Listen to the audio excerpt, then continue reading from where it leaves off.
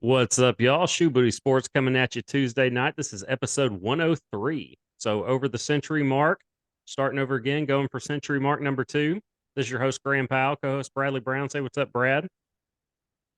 How's it going? I don't know if century mark number two makes any sense, but that's what we're going to go with. It's going well. Lots of sports going on. We're about that time of year where we're going to get a mix of the big three.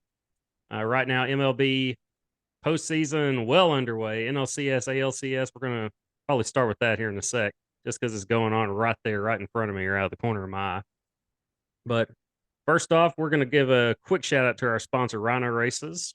Rhino Races is a virtual race series that offers 5 different races: a 5K, 10K, half marathon, a marathon, and the Rhino Ultra. Sign up for one or all 5 of their races at rhinoraces.com. Run your race at your convenience. Track it with your fitness app of choice. Once you're finished with your run, screenshot your results as proof of completion. Submit that screenshot to rhinoraces.com under the submit results section. Once your results are verified by Rhino Races staff, your award will be shipped to you by mail. Also, check out their gear section for t-shirts like this one I'm wearing here, wristbands, decals, and more. rhinoraces.com. Rhino Races is the premier virtual running series, and you can find us, Shoe Booty Sports, on Spotify, Apple, and Google Podcasts. Subscribe to the YouTube channel and follow us on Twitter for the latest updates at Shoe Booty Sports. All right, so I have this down way down the list on the to-do list, but it's happening in front of me. NLCS going on, Phillies and Diamondbacks in Philly. Postseason baseball is just different in Philadelphia. It hits different, especially these last couple seasons. I'm fully on the Phillies bandwagon, by the way. My team was terrible this year, the St. Louis Cardinals, but the Yeah. postseason Phillies, I was pulling for them last World Series, not just because they were playing the Astros. I genuinely wanted to see them win it. Astros were the better team, and it played out the way I thought it would, but it started really cool. I don't think I'll ever forget the camera panning to Bryce Harper and just starting his whole, like, hits his walk up music, or his walk up music starts, camera goes on him. It's like a 90-second video as he goes to the box, and then first pitch just knocks it out of the park. This is game one. And of course, the place explodes there in Philadelphia. That was game one, the World Series last year. It was pretty much all Astros after that, but man, that was really exciting. This NLCS has been fun to watch. I had the split screen on between Monday Night Football and game one of the NLCS, Phillies and Diamondbacks last night. I was more into the baseball game than I was the football game. I don't remember the last time I've been able to say that. But Philly started off hot. Schwarber hit I think, a bomb to lead off the game, and then Bryce Harper hit one, his first at bat. And then, I mean, postseason Bryce is just a different animal. He's hitting over 400. I don't know what all he did tonight. I know he walked. I think the only bat I saw. As I went in to turn down the thermostat to get ready for this, I walked in just in time to see Schwarber hit a leadoff bomb to put Philly up 3-0. So that was the score last time I checked. And yeah, they've been fun to watch. I'm fully on the Phillies bandwagon right now. And the Rangers, they took game one of the ALCS. I don't know when they play again or if they've already played. Have they? Have you kept up with any of that? No, I was thinking they were going to be on TV today, but That's what I thought. I didn't see any of it. Yeah, I didn't see any of that game, but I did see the Rangers won game one, and they're a hot team. They're like Philly is right now. I mean, they're just the two hottest teams are teams that are the most successful right now so far. It's a 7-game series though. We're not in the best of 5 anymore. So the better team is going to win from here on Yeah. out. And I'm going to go ahead and I see another Phillies Astros World Series. Uh, of those two, who do you see coming out of the AL and NL? The same? Or are you going to go another direction? I would say the same, but I would rather see the Rangers go over the Astros. but I would too. just preferences. Yeah, if anything, just to see something different than what we saw last year, and I think it would be a better series if it's Texas and Philly. I think the Astros are the best team left. I think that's probably the consensus opinion. So, but I think Houston's too good, especially since they brought Verlander back, even though he lost, game one. That's still a really tough team. I'll say, like I said, Philly and Houston. I'll pick Houston to win the series. I'm gonna go in 7 games though. I'm going to stay away from my usual 6. I think Philly will give them a go, give them a tough out, but I don't. In 7 games, it's going to be hard to beat Houston 4 times. It's Yeah. going to be hard to do. But playoff Bryce Harper has been something special. I've really just I mean, his play will catch anyone's eye this postseason. He's hit 4 home runs, like I said, batting over 400 right now. No one's wanting to pitch to him. The guy tonight, can't remember the pitcher's name for Arizona, but yeah, he's clearly just hitting spots around the strike zone. He's not trying to give up anything over the plate to Bryce Harper, which is the smart thing to do. If anyone was ever like on the fence of whether or not Bryce Harper is a Hall of Famer, is going to be, or if he's lived up to the hype that he had coming out, he's lived up to it this postseason. He's definitely a Hall of Famer in my book. He already was already, but this is just adding to that resume. His play this postseason, it's something special. And when I'm getting on the phone and telling people, "Hey, Phillies are playing," you got to watch Bryce Harper bat. That's something special. I only really did that when Barry Bonds was playing. It's about the only time I did that. Not saying Bryce Harper is Barry Bonds. He's not that. Not saying that. But it's something special. And Yeah. I want to pay attention to something special because it's a rarity. Special means rare, doesn't come around often, and this is that. This fits that bill.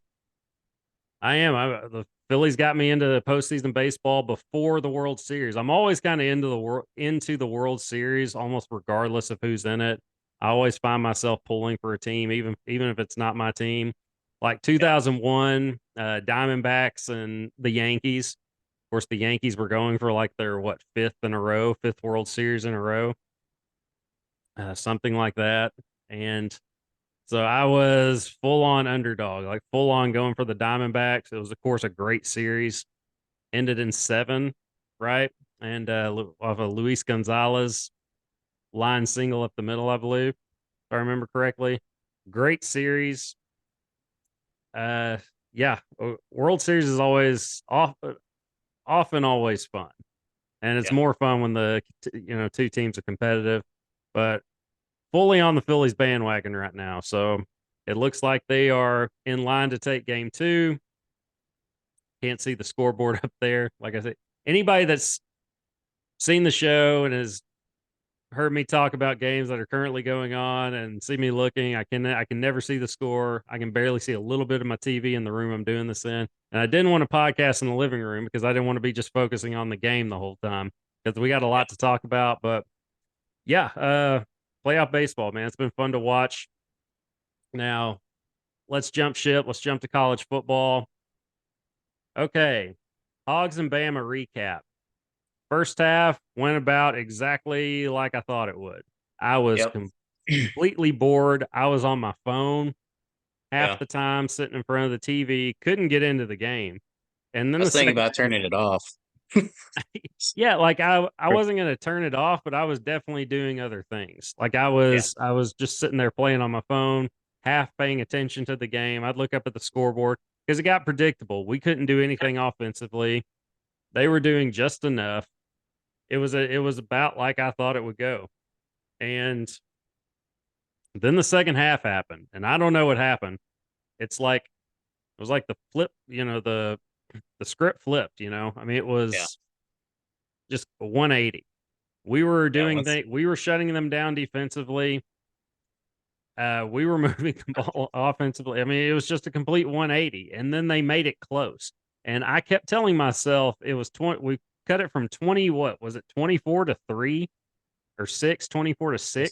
24-6, yeah. Yeah, because we went up 6-0 on two really, really good Cam Little field goals. By the way, that first one from 55 yards out.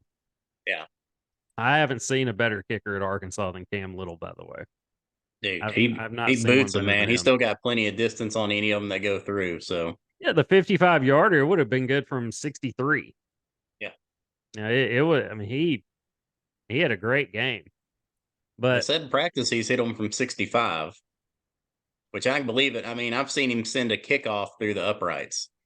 So yeah, I was at the.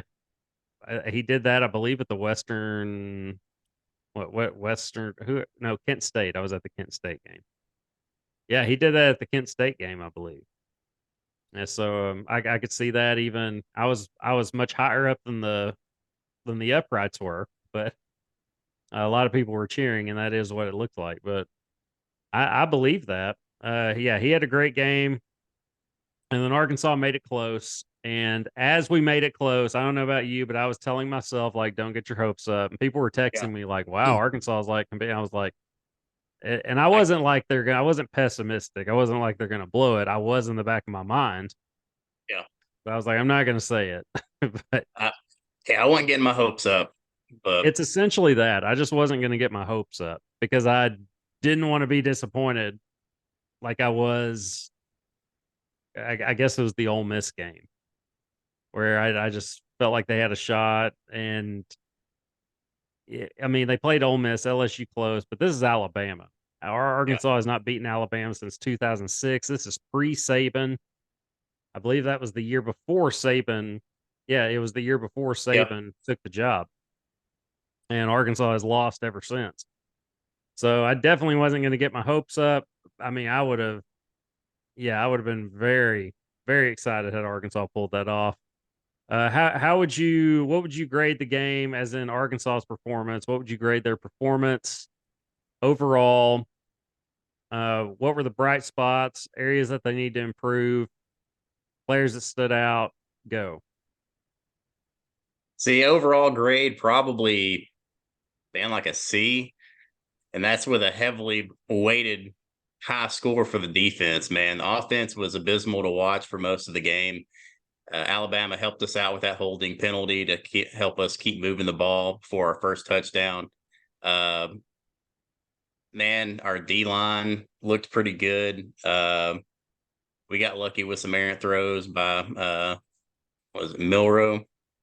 Yeah, That his name? Landon Jack. Going back to the D line, Landon Jackson in Yeah, particular. three and a half sacks, Yeah, and yeah, and he gets co defensive lineman of the week. I mean that makes no sense. But yeah, I'd say like the biggest surprise was how bad Alabama's offensive line looked. I haven't got to see them play a lot this season, but man, the to hear that they're the most, Milrow's the most sacked quarterback or something like that in the SEC. how is that? How is he more sacked than KJ Jefferson? I don't know. That's what I was thinking, but That can't be right. can't be right. But We'll need somebody to fact check that. We'll get our people on that. Uh, yeah, it, I, yeah, I don't know about all that, but to know that he's been sacked that much is a surprise. Even if he's in the conversation, that's a surprise for Alabama. Alabama's not the dominant team that we've been accustomed to seeing under Saban. There is no. We've said this last week. There's no great team in college football this year, and it's good for college football. Like yeah, Georgia's not what they were last year. Alabama's not what they usually are. yeah. I Georgia, don't. especially not after this past weekend. So they Correct. had that Yeah. big injury. Yeah. Brock Bowers had surgery, but he will be back. I think he's going to miss like 6 weeks though. Yeah, he'll Something be out along for the those lines. remainder of the regular season, I would say. But Yeah, probably. I guess depending on how big the game is, SEC championship, et cetera. I don't know what you do there. I guess time will tell. But yeah, there's no great team in college football right now. And to me that's fun. That makes it more fun. I was getting Alabama fatigue. even like even us being Arkansas alums and from an SEC school, I was personally fatigued. I was SEC fatigued, just seeing the constant, you know, SEC, whatever SEC team gets in the national championship is going to win it. It was cool Yeah. for me to see Clemson knock off Alabama, not once but twice. Yeah. It was cool to see another team get in. I need more parity. It's like that's been my gripe on women's college basketball for ever. There's no parity. Now the SEC hasn't been dominant forever. I mean, they didn't. Nobody really considered the SEC up there with even like the Big Ten and Pac-12 now, or for a little bit longer anyway. Until Florida did it in 2006, Yeah. 2006, the year they 2006. won it. That's when the whole SEC thing started. Essentially, it started with Florida. So it hasn't been that long, but I mean, then again, it is. Here we are in 2023. So yeah, I'd gotten SEC fatigue. So it was good to see more parity. It's good to see that this year in college football as well. We don't know what we're going to get with Michigan, but Michigan could be as good as anybody out there right now. Yeah. And I don't know what their final score was this week, but it looked. I always pay attention to Michigan's score at the I think bottom. they I'm like, is it scored in going the to be? 50s, man. Oh So wow, okay. But was it 50 to like 7, I 10? think. Yeah, it's a typical Michigan score. At least they were out of the 30s. Yeah. So yeah, Michigan could be as good as anybody right now.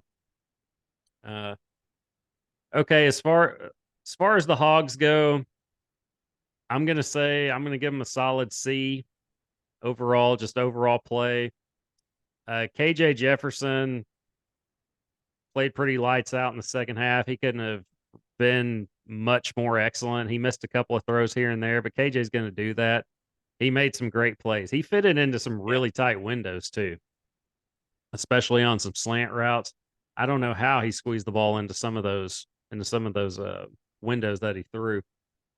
But uh, KJ slinging off the defender. Saban's quote afterward, talking about taking a major college football player and slinging him off of you like a gnat on a cow's ass.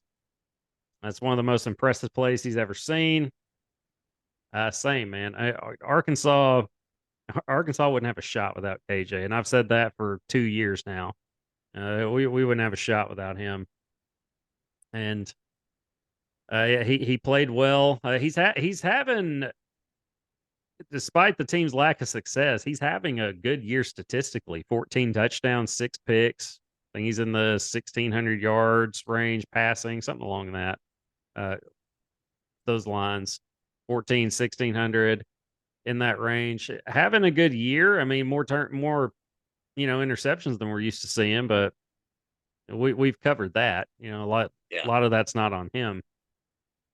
Uh, but bright spots to me, we're seeing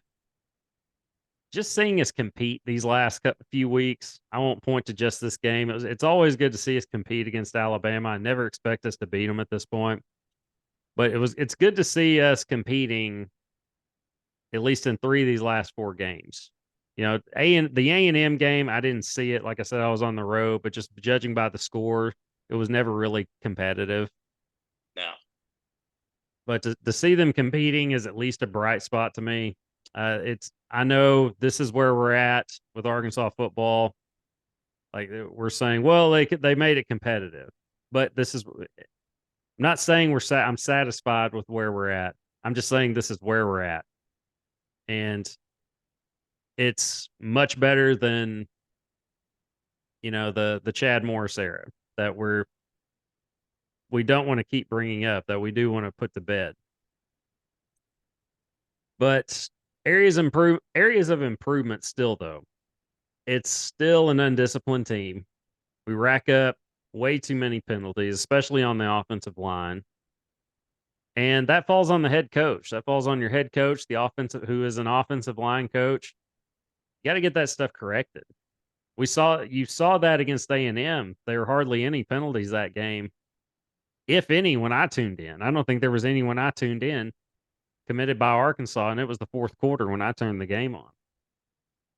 but the team also didn't have any success offensively or defensively either. So Yeah.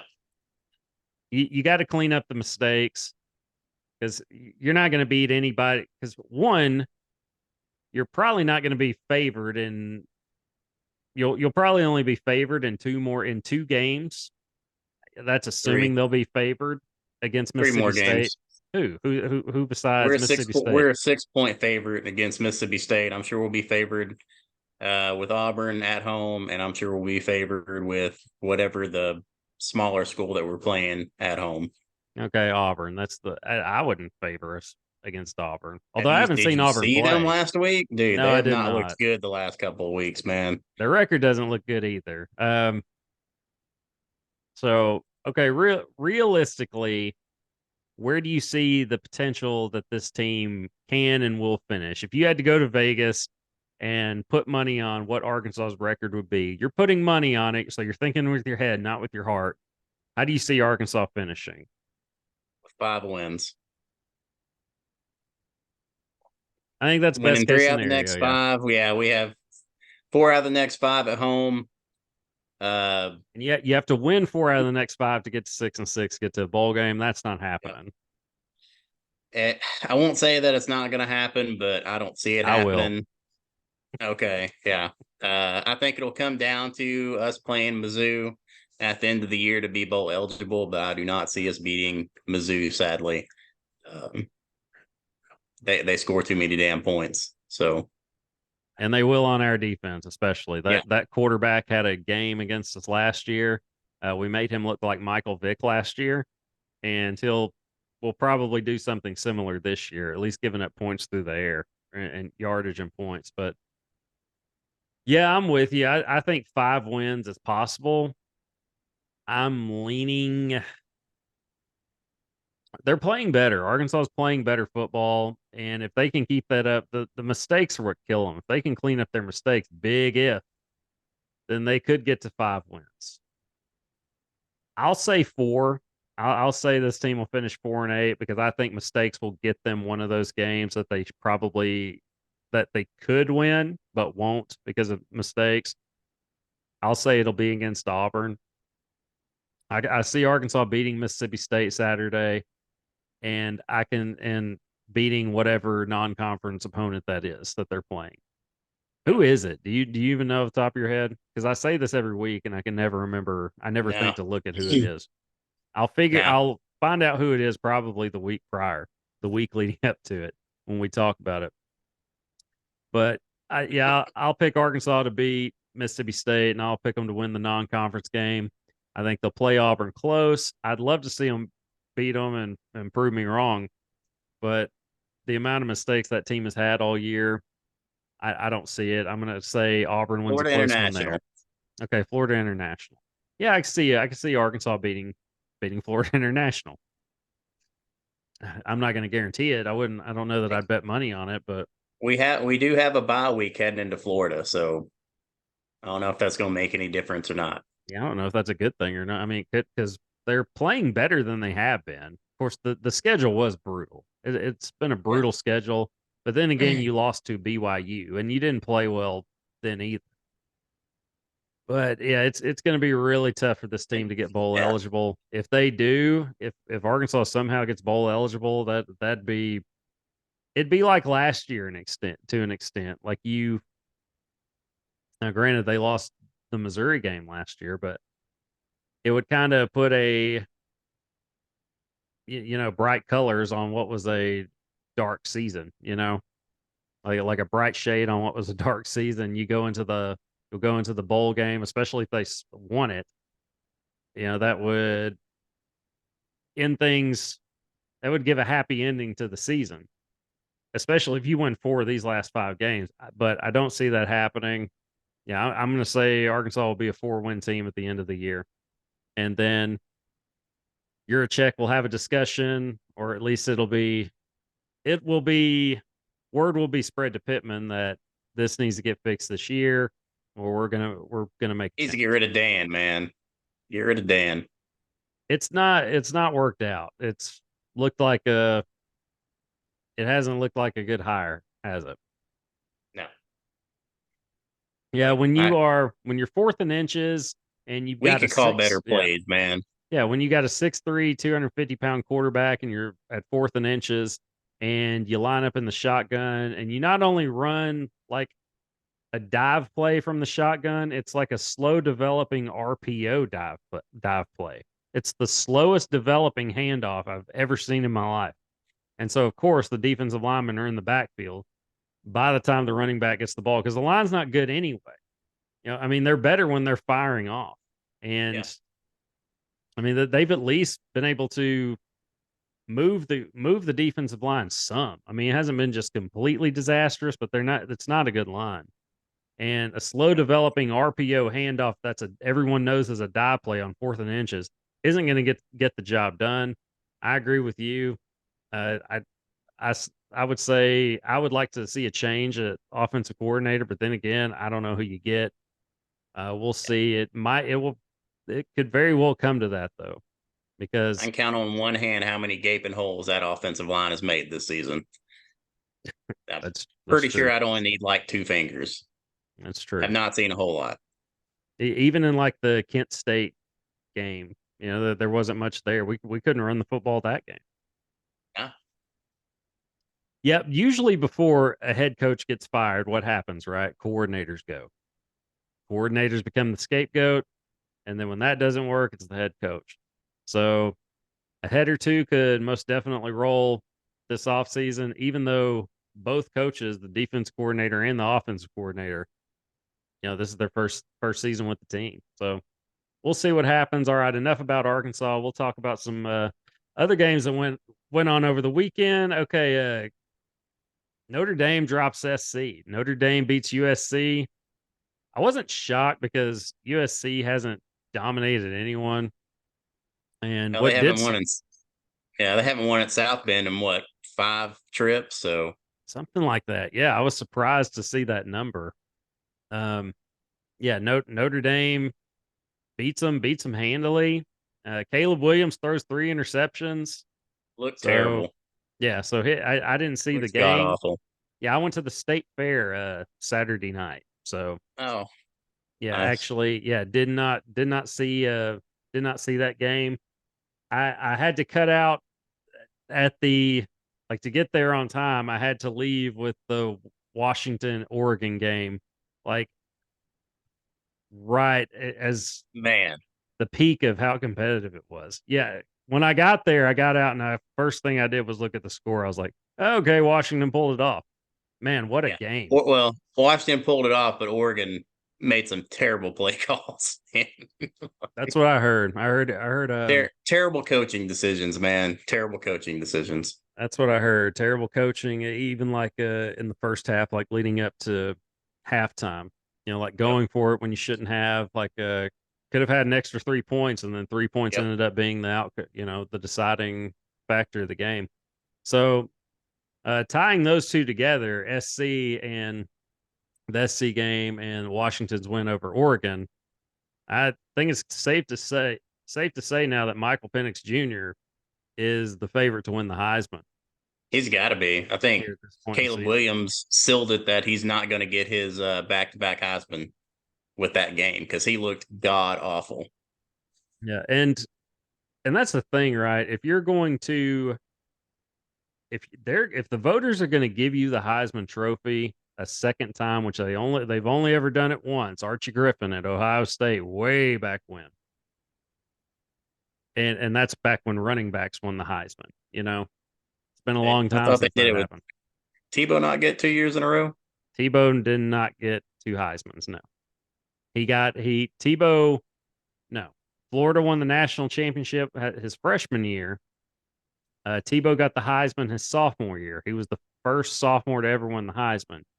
Year 3, Oh, yeah, because he Florida went. won the national championship, and that's when he had the speech after the Ole Miss game, I believe it was the promise speech. That's famous, mega Yeah, famous, he won it and the year after they said they couldn't give it to a sophomore.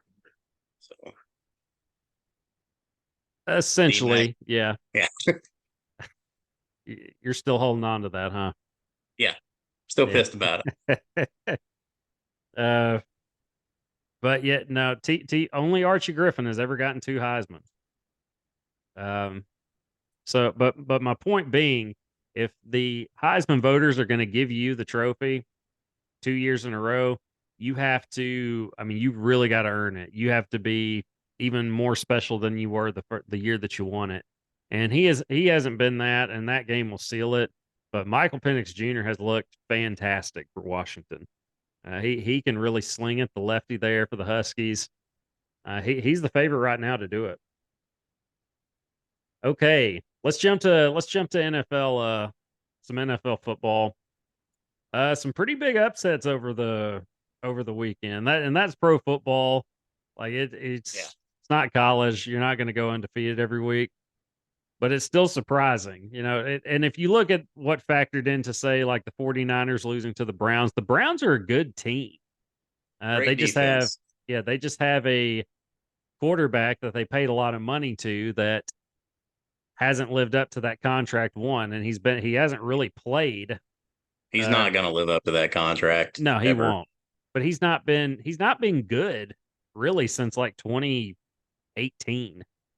Yeah. He hasn't been a good quarterback since then. He didn't play for like 2.5 years. And yeah, Too many and for what it massages. and yeah, and then and then for whatever reason, he's not playing right now. So Yeah, who knows? I don't know why he's not playing now. but yeah, it's going to be hard for Deshaun to, like you said, he's not going to live up to that contract. But the 49ers having so many guys go down, I mean, it was the perfect storm for them to lose.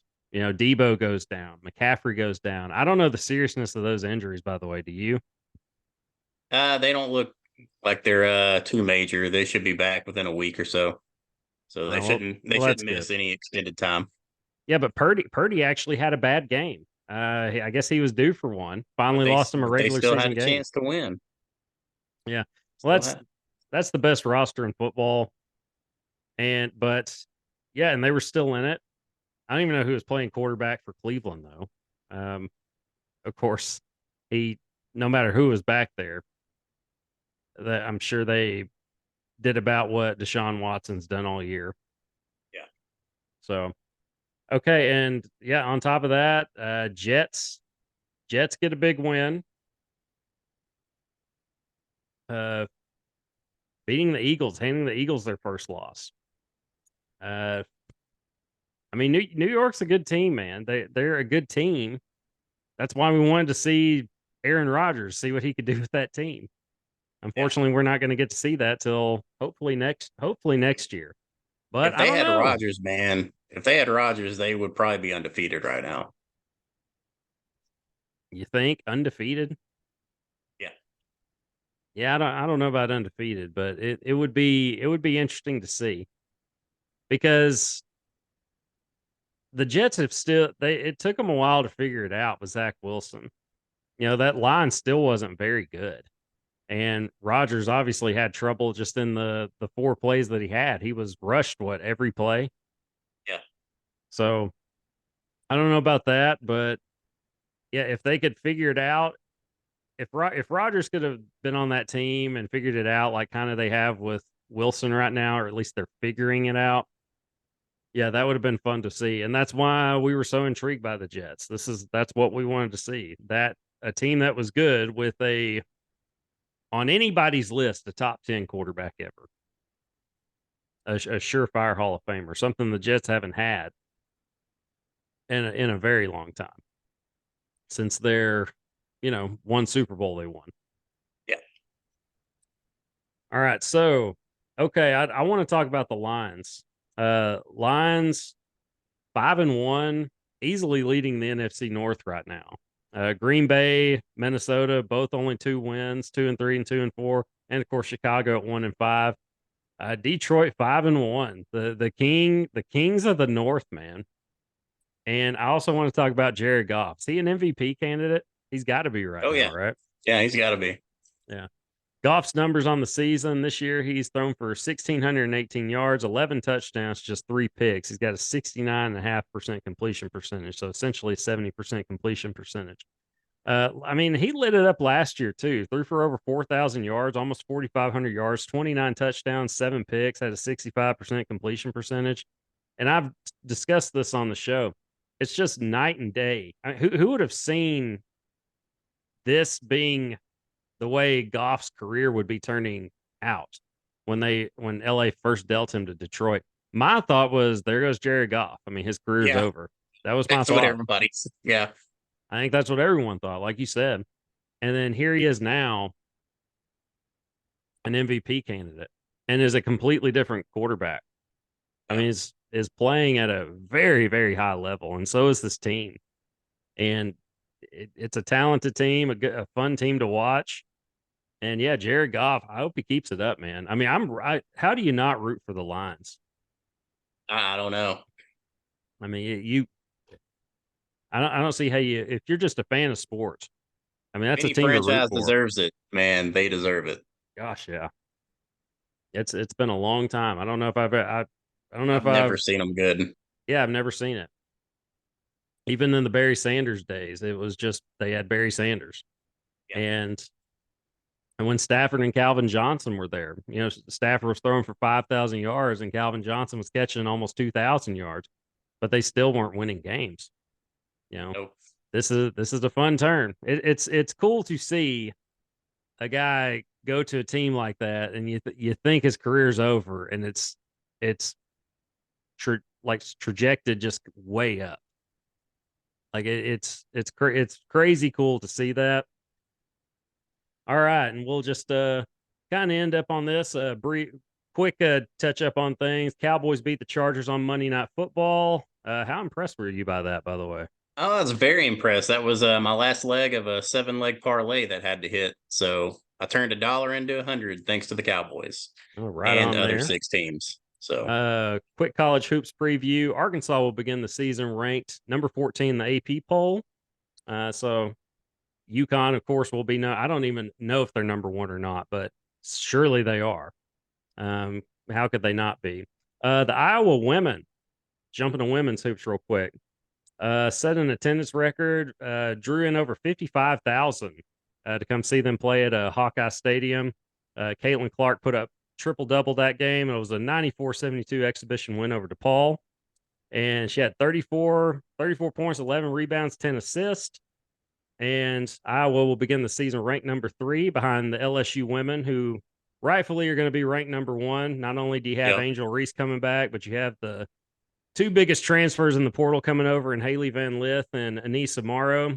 And South Carolina is at number 6, which is a little surprising. But anyway, we're about at college basketball season, NBA season, going to be fun. But yeah, we'll be back next week with more sports, y'all. We're out of time. Till then, this is Grandpal. Brother Brown. Deuces, y'all. Peace.